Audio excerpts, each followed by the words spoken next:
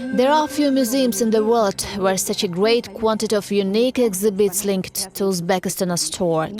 Today we are going to show you collections from the pre-Islamic period exhibited in the Hermitage. The major part of this collection is constituted by the archaeological findings from the ancient kingdoms of Bactria, Sogdiana and Khwarezmia. Taking into account the scale of this collection connected with the history of Middle Asia, we'll be sharing with you the most unique exhibits and most remarkable archaeological findings. This immediately begged the question of how can it be that here in St. Petersburg, so far from the places where these works were created, there are such significant collections of ancient Oriental art. The earliest collections were acquired thanks to the efforts of enthusiastic antiquarians. The first ones to come to surf in Middle Asia in the 1860s, 1870s were Russian officers and the representatives of the Russian intelligentsia. The Hermitage collection is rich in antiques and probably one of the richest among any museum in the world, resulting from objective historical reasons.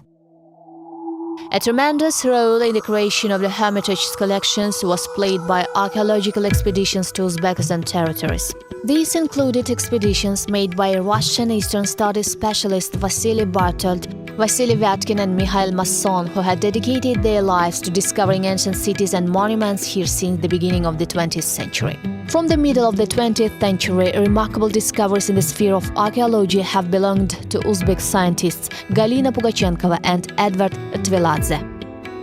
The main aim of their research was to uncover and study the artistic legacy of the previous epochs. All items exhibited in the Hermitage are critical for the proper perception of the ancient and early medieval culture of Middle Asia. The earliest works on display at this exhibition from the territory of modern-day Uzbekistan are coins, gems, terracotta and bronze plastic artworks.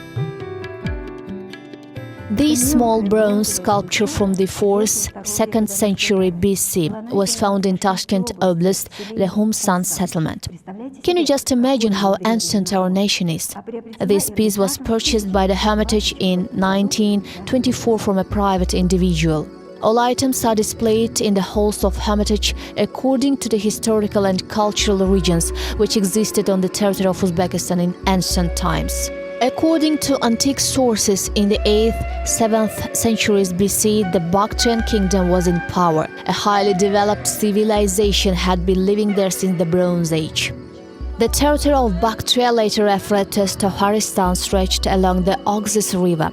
This included the lands of southern Uzbekistan, northern Afghanistan and eastern Turkmenia. In the legendary Avestan text there is a line about Bactria, a pure land with highly raised colors.